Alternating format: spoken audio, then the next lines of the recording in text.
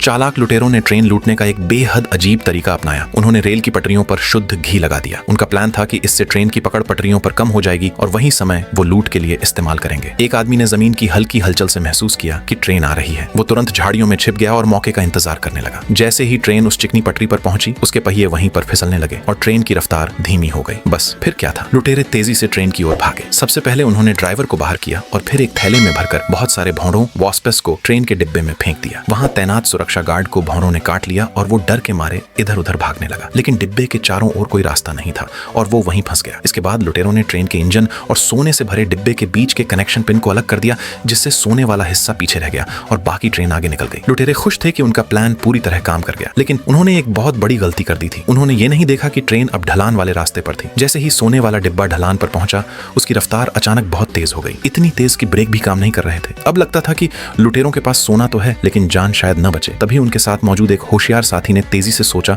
और एक मजबूत रस्सी निकाली। उसने उस रस्सी को ट्रैक के दोनों तरफ फैला दिया और उसे पास के दो मजबूत पेड़ों से बांध दिया। जैसे ही सोने से भरी ट्रेन वहां पहुंची, पेड़ अपनी जगह से उखड़ने लगे, लेकिन आखिरकार ट्रेन रुक गई और सबकी जान बच गई। आखिर में वो लुटेरे अपने तेज दिमाग की बदौलत ढेर सारा सोना लेकर एक मजेदार और ऐशो आराम भरी जिंदगी जीने लगे।